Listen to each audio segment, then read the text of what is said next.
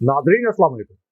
दो टोक के नए शो के साथ मैं हूं इब्राहिम राजा। इरफान हाशमी साहब आज एक दिन की मसरूफियत के बायस इस प्रोग्राम में शरीक नहीं होंगे। कल से इंशाल्लाह आप उनको दोबारा इसी प्रोग्राम में देखेंगे। आज मैं आपको army chief general Asim Munir, Imran Khan साहब के तोशा खाना केस, चीफ जस्टिस और मरियम नवाज के मुतल्लिक तीन बड़ी खबरों की अंदरूनी कहानी सुनाऊंगा। सबसे पहले आपको इस्लामाबाद हाई कोर्ट से इमरान खान साहब के मुतल्लिक जो फैसला जारी किया गया, इसके तीन ऐसे नुकात से आगाह करते हैं जिन्हें मीडिया ने जानबूझकर एक खास मनफी एंगल से चलाया और यह तासुर देने की कोशिश की कि जैसे इमरान खान साहब ने अदालती अहकामात की कोई बहुत बड़ी खिलाफ वर्जी कर दी। लेकिन अब इस समाअत के जो हकायक पर मबनी तीन अहम तरीन नुकात थे जिनको मीडिया ने डाउन प्ले किया, वो आपको मुख्तसरन बताते हैं, क्योंकि इस वक्त शरीफ खानदान ने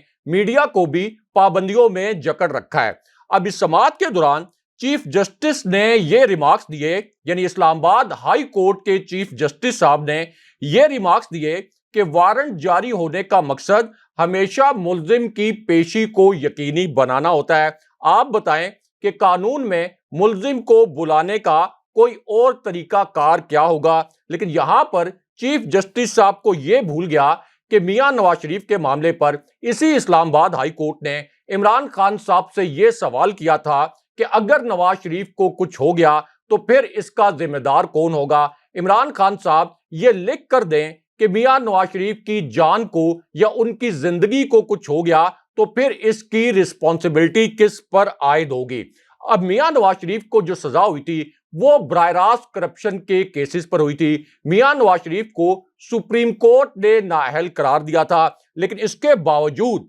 मियां नवाज शरीफ के मामले पर इन्हीं जज साहिबान की जान निकल गई थी, क्योंकि उस वक्त असल में हुआ यह था कि जनाब बाजवा ने मियां नवाज शरीफ को जेल से निकाल कर लंदन फरार कराने की एक डील कर ली थी। और इमरान खान साहब को यह भी पता चल गया था एक इंटेलिजेंस रिपोर्ट के जरिए कि मियां नवाज शरीफ की जाली और फैब्रिकेटेड किस्म की रिपोर्ट्स बनवाई गई थी। इमरान खान साहब इन रिपोर्ट्स की तहकीकात भी करवाना चाहते थे, लेकिन उस वक्त इमरान खान साहब को यह पैगाम दिया गया कि अब आप इन रिपोर्ट्स की तहकीकात ना करवाएं, वरना एक नया पेंडोरास बॉक्स खुल जाएगा। अब इस पूरी सूरत हाल में मियां नवाज शरीफ को रोकने की तो किसी जज में जुर्रत नहीं हुई और इमरान खान साहब ने तो उस वक्त वफाकी काबीना के एक फैसले के तहत और वफाकी काबीना की मंजूरी से एक 7 अरब रुपए का श्योरिटी बॉन्ड मांगा था, क्योंकि इमरान खान साहब को पता था कि जिस तरह से मियां नवाज शरीफ अरबों रुपए लूट कर मुल्क से फरार हो रहे हैं, इन्होंने वापस नहीं आना।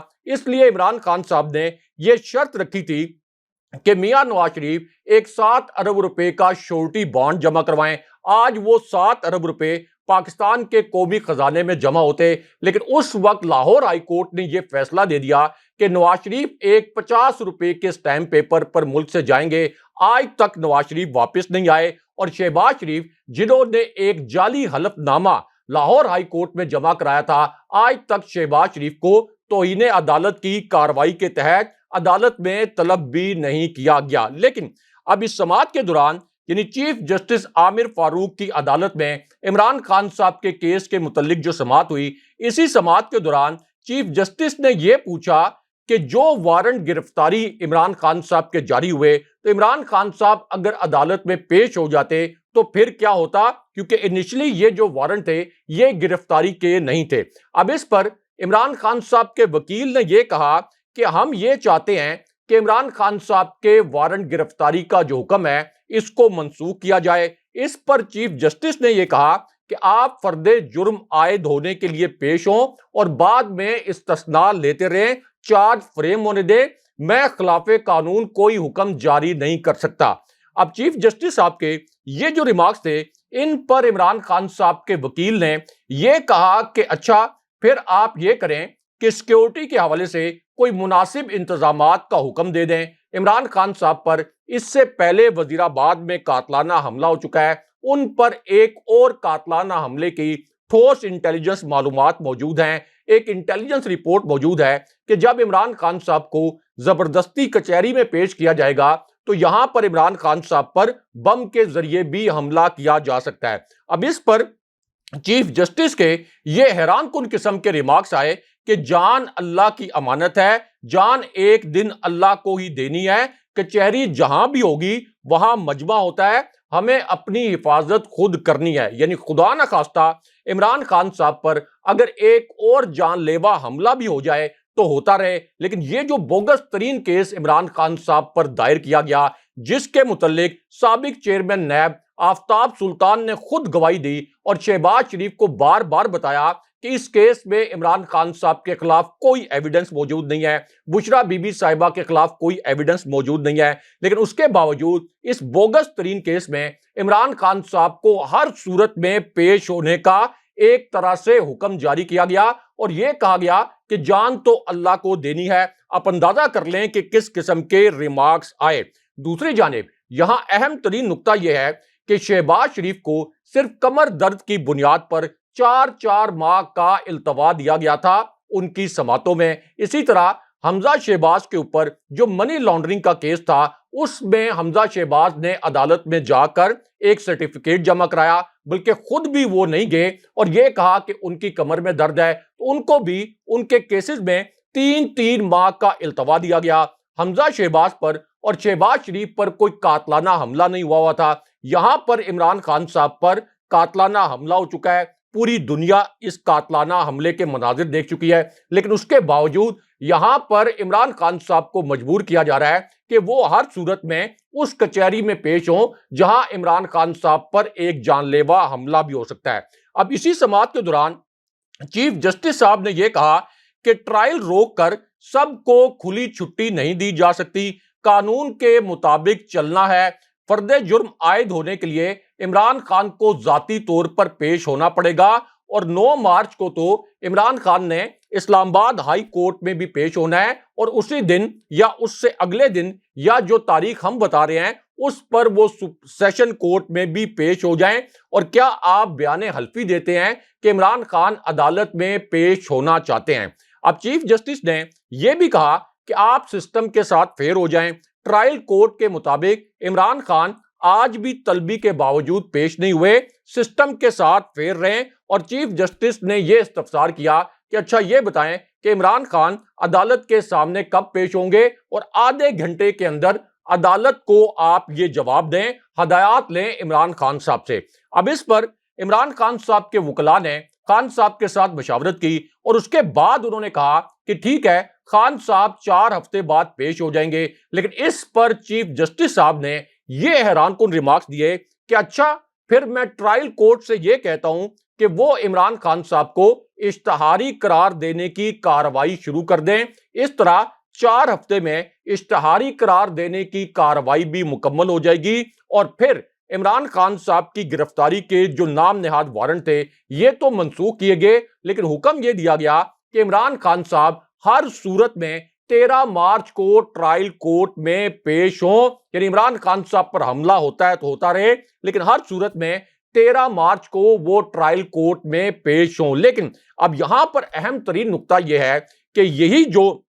जस्टिस आमिर फारूक हैं, जो इस्लामाबाद हाई कोर्ट के चीफ जस्टिस हैं, इन्हीं के मुतालिक मरियम नवाज ने यह कहा था और इन पर यह गलीज तरीन इल्जाम लगाया था कि इन्होंने रिश्वत लेकर या दबाव में आकर मरियम नवाज के खिलाफ फैसला दिया था। राना शमीम तौहीन अदालत केस में मरियम नवाज इस्लामाबाद हाई कोर्ट से बाहर निकलकर जस्टिस आमिर फारूक पर बराह रास्त हमले करती थी, लेकिन क्या जस्टिस आमिर फारूक ने और इस्लामाबाद हाई कोर्ट ने मरियम नवाज को तलब करके उनके खिलाफ कोई एक्शन लिया? क्या जस्टिस आमिर फारूक, उनकी अदालत और इस अदालती निजाम की इतनी जुर्रत थी कि मरियम नवाज के खिलाफ किसी किस्म का? अब आपको वज़ीर आज़म हाउस में चीफ जस्टिस ऑफ पाकिस्तान यानी चीफ जस्टिस बंदयाल साहब के खिलाफ जो एक घिनौनी साजिश तैयार की गई, चीफ जस्टिस साहब के खिलाफ बगावत का जो मंसूबा तैयार किया गया, उसकी अंदरूनी कहानी बताते हैं। अब यह मंसूबा एक ऐसी सूरत हाल में तैयार किया गया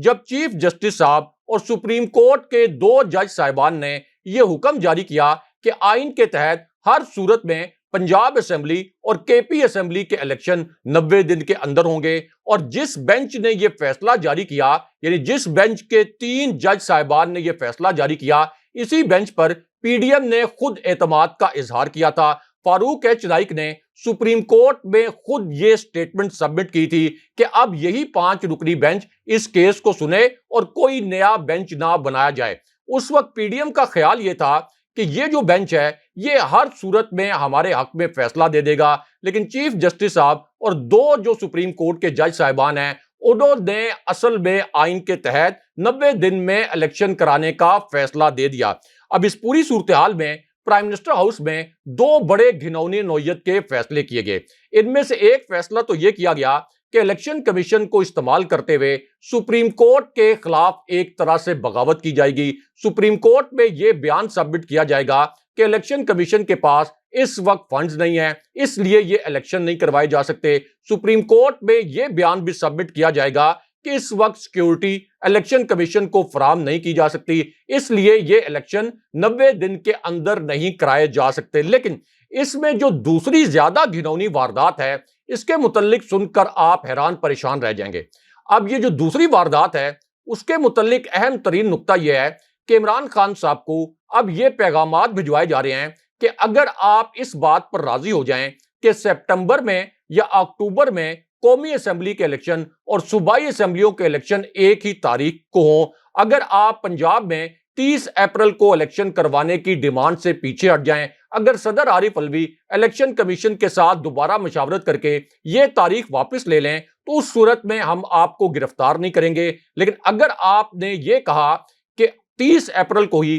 पंजाब असेंबली के इलेक्शन हो तो फिर हम हर सूरत में आपको गिरफ्तार करेंगे। यानी इमरान खान साहब को खुली ब्लैकमेलिंग का इस वक्त सामना है। इमरान खान साहब को धमकाने की कोशिश की जा रही है। इमरान खान साहब के खिलाफ कोई एविडेंस तो मौजूद नहीं है, लेकिन सिर्फ और सिर्फ इनको यह पता है कि अगर इमरान खान साहब इस वक्त 30 अप्रैल को जो इलेक्शन होना है पंजाब असेंबली का और उसके बाद फिर जो केपी असेंबली का इलेक्शन होना है, इसमें इमरान खान साहब जब 3/4 अक्सरियत से जीत जाएंगे तो हमने जो एक ग्रेटर प्लान बनाया हुआ है कि राजा रियाज के साथ हम मुशावरत करके अपनी मर्जी का निगरान वज़ीर-ए-आज़म लाएंगे और फिर कौमी असेंबली के हलकों में पंजाब में और केपी में धांधली नहीं बल्कि धांधला करवाएंगे, तो हमारा वो प्लान एग्जीक्यूट नहीं हो सकेगा। तो इस वजह से अब इमरान खान साहब की गिरफ्तारी के लिए ये प्लान तैयार किया गया है। Army chief general Asim Munir और इमरान खान साहब के मुतालिक एक बड़ी खबर से आगाह करते हैं और चीफ इलेक्शन कमिश्नर ने आज के दिन में इमरान खान साहब पर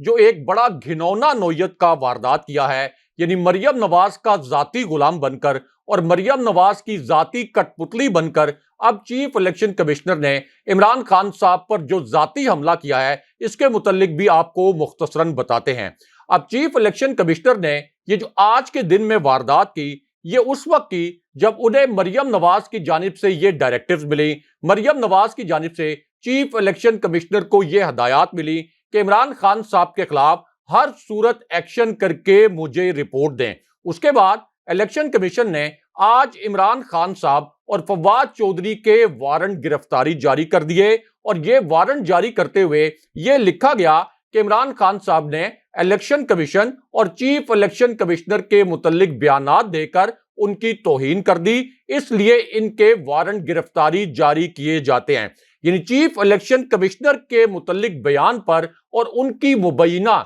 नाम नेहाद तौहीन पर इमरान खान साहब की गिरफ्तारी के वारंट जारी कर दिए गए। लेकिन मरियम नवाज ने आज के दिन में दोबारा से चीफ जस्टिस साहब को गालियां दी, यानी चीफ जस्टिस बंदयाल साहब के खिलाफ ट्विटर पर गलीज तरीन हैशटैग के साथ ट्रेंड चलाए। लाहौर हाई कोर्ट के चीफ जस्टिस को दामाद चीफ जस्टिस का, सुप्रीम कोर्ट के जज साहिबान को ट्रक ड्राइवर का, और इसी तरह यह कहा कि चीफ जस्टिस साहब असल में एक शैतानी टोले को हेड करते हैं। लेकिन इस पूरी सूरत में मरियम नवाज के खिलाफ एक्शन की किसी चीफ जस्टिस में, किसी अदालत में, किसी सुप्रीम कोर्ट में जुर्रत नहीं हुई, क्योंकि यह इतना बड़ा सिसिलियन माफिया है कि इसके आगे पाकिस्तान की तमाम जो अदालतें हैं, तमाम चीफ जस्टिस साहिबान, तमाम जज साहिबान वो मुकम्मल तौर पर मफलूज और मुकम्मल तौर पर यरगमाल नजर आते हैं। लेकिन इमरान खान साहब के खिलाफ एक नाम नेहाद बयान देने पर कि इलेक्शन कमीशन के मुतल्लिक और चीफ इलेक्शन कमिश्नर के मुतल्लिक बयान दे दिया तो इमरान खान साहब के वारंट गिरफ्तारी जारी कर दिए।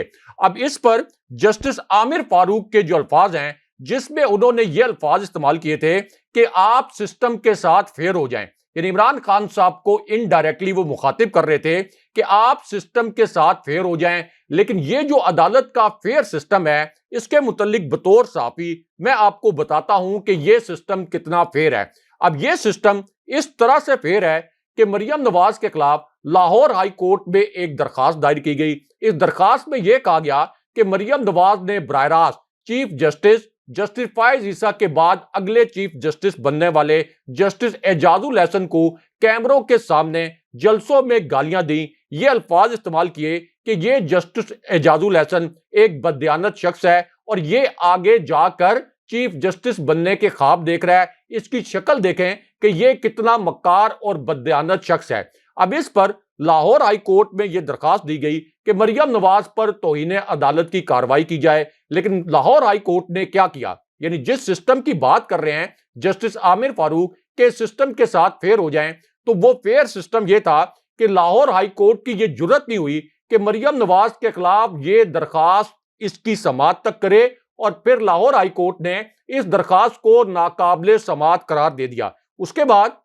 राना सनाउल्लाह के खिलाफ एक दरखास्त दायर हुई कि उन्होंने भी अदालत पर और सुप्रीम कोर्ट के जज साहिबान पर बराह रास्त हमले किए हैं। लेकिन लाहौर हाई कोर्ट, जो कि इस वक्त मुकम्मल तौर पर सबमिसिव नजर आती है, उसने राना सनाउल्लाह के खिलाफ जो तौहीन अदालत की दरखास्त थी, इसको भी सुनने से इनकार कर दिया। इससे आप अंदाजा लगा लें कि पाकिस्तान के अदालती निजाम को ये जो पूरा शरीफ खानदान है, जिसको सुप्रीम कोर्ट ने खुद सिसिलियन माफिया और गॉड फादर कहा था, इनके हाथों मुकम्मल तौर पर यरगमाल बन चुका है। चीफ जस्टिस साहब अगर अपनी सुप्रीम कोर्ट का तहफ़्फ़ुज़ नहीं कर सकते, अगर सुप्रीम कोर्ट के जज साहिबान का तहफ़्फ़ुज़ नहीं कर सकते, तो फिर वो आम लोगों को क्या इंसाफ देंगे। इससे तो बेहतर यह है कि चीफ जस्टिस साहब ये फैसला दें कि हम इस शरीफ खानदान का ये जो सिसिलियन माफिया है, इनके खिलाफ और इनकी आइन शिकनी पर किसी किस्म की कार्रवाई नहीं कर सकते, इसलिए हम अपनी अदालतों को बंद कर रहे हैं, हम सुप्रीम कोर्ट पर ताले लगा रहे हैं, हम लोअर कोर्ट्स के ऊपर ताले लगा रहे हैं।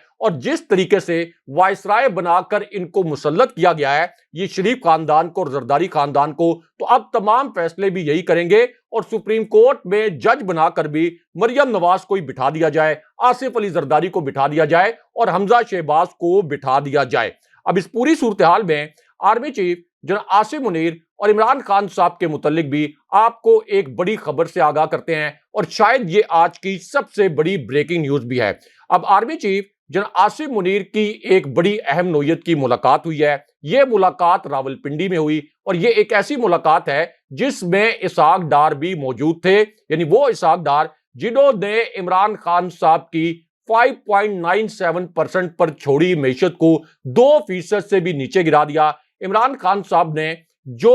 16 अरब डॉलर के ज़र मुबादला के ज़खायर छोड़े थे अप्रैल 2022 में, जब उनकी हुकूमत रजीम चेंज ऑपरेशन के तहत गिराई गई थी, तो आज वो 16 अरब डॉलर के जो ज़र मुबादला के ज़खायर हैं, वो कम तरीन सतह पर पहुंच के 3 अरब डॉलर रह गए हैं। और 300% तक बिजली महंगी करने के बावजूद, 275% गैस महंगी करने के बावजूद, 200 अरब रुपए के मजीद नए टैक्स लगाने के बावजूद, पेट्रोल में 85% इजाफा करने के बावजूद, आज भी पाकिस्तान की मईशत के मुतालिक एक आलमी रेटिंग एजेंसी ने यह तज्जिया दिया कि पाकिस्तान अमली तौर पर दिवालिया हो चुका है। अब इस पूरी सूरत हाल में आर्मी चीफ की एक बड़ी अहम नोयत की जो मुलाकात हुई, इसमें इसहाक डार खुद भी मौजूद थे और मुल्क की जो बिजनेस कम्युनिटी है, यानी मुल्क के जो मारूफ सनतकार हैं, वो भी इस मुलाकात में मौजूद थे। अब इस मुलाकात में इसहाक डार ने यह बताया कि IMF ने हमारी नाक की लकीरें रगड़वा दी हैं, यानी वही इसहाक डार जो ये कहते थे कि मैं IMF की कोई शर्त नहीं मानूंगा, IMF के साथ शराइत मैं खुद तय करूंगा। अब वो ये बता रहे हैं कि हमने 100 जूते भी खाए हैं, 100 प्याज भी खाए हैं, हमने मईशत को डबो दिया, महंगाई का कहर नाजिल कर दिया और अब हमें IMF की तमाम शराइत भी माननी पड़ रही हैं। लेकिन उसके बाद इसी मीटिंग में army chief general Asim Munir की जानिब से भी कुछ अहम नोयत के जुमले कहे गए और इन जुमलों से तासुर ये मिला कि इमरान खान साहब और शहबाज शरीफ और जो दीगर तमाम सियासी जमातें हैं, उनके मुतल्लिक army chief general Asim Munir ये समझते हैं कि इनको आपस में बैठकर मौजूदा जो पेचीदा सियासी सूरत-ए-हाल है इसका कोई हल निकालना चाहिए, आपस के इख्तलाफात बैठकर दूर करने चाहिए। और इस तरह का एक इंप्रेशन गया इस मीटिंग से, जहां पर बिजनेस कम्युनिटी, आर्मी चीफ इसहाक डार वगैरह मौजूद थे, कि फौज इस वक्त कोई सियासी मामले में मदाखलत नहीं करेगी। लेकिन अब इस पूरी सूरत-ए-हाल में सबसे अहम सवाल यह है कि आइन यह कहता है कि इलेक्शन 90 दिन के अंदर हर सूरत में होने चाहिए। पहले जब इन्होंने आइन शिकनी की तो सुप्रीम कोर्ट ने इसके ऊपर एक फैसला सुना दिया, लेकिन अब यह सुप्रीम कोर्ट पर, चीफ जस्टिस साहब पर, सुप्रीम कोर्ट के जज साहिबान पर हमलावर हैं, उनके खिलाफ बगावत करा रहे हैं, उनके फैसलों को रोंद रहे हैं। तो फिर इमरान खान साहब के पास एक एहतजाज के सिवा क्या ऑप्शन रह जाता है? यानी इमरान खान साहब, जिनका यह आईनी हक है कि वो असेंबली तहलील करते, उसके बाद 90 दिन में इलेक्शन आइन के तहत हर सूरत में होना चाहिए था। लेकिन इस पूरी सूरत-ए-हाल में इमरान खान साहब के पास क्या ऑप्शंस हैं सिवाय इसके कि वो एहतजाज करें और इस हुकूमत की फिस्तायत को चैलेंज करें। अब army chief general Asim Munir की यहां पर जो बात हुई, उससे यह भी तासुर मिला कि सदर आरिफ अलवी भी इस वक्त मुज़ाकरात के लिए कोई राह निकालने की कोशिश कर रहे हैं। और हमने आपको यह ब्रेकिंग न्यूज भी दी थी कि सदर आरिफ अलवी, जो कि एक आला सतह के फौजी तैयारे में लाहौर पहुंचे थे, लाहौर में लैंडिंग के बाद जब उनकी इमरान खान साहब से मुलाकात हुई थी तो उन्होंने भी इमरान खान साहब को यह पैगाम पहुंचाया था कि या तो फिर एक मैसेज है इस इंपोर्टेड हुकूमत की जानिब से कि अक्टूबर में एक साथ कौमी और सूबाई असेंबलियों के इलेक्शन पर राजी हो जाएं, दूसरी सूरत में आपको टारगेट किया जाएगा, आपकी पार्टी को टारगेट किया जाएगा। लेकिन फिलहाल इमरान खान साहब ने ये जो दूसरा ऑप्शन है, अक्टूबर में सूबाई असेंबली और कौमी असेंबली का इलेक्शन एक साथ कराने का ऑप्शन, इसको मुकम्मल तौर पर रद्द कर दिया है। और इमरान खान साहब ने कहा है कि मैं किसी किस्म की ब्लैकमेलिंग में नहीं आऊंगा और किसी के सामने घुटने नहीं टेकूंगा। अगले प्रोग्राम तक के लिए अल्लाह हाफिज।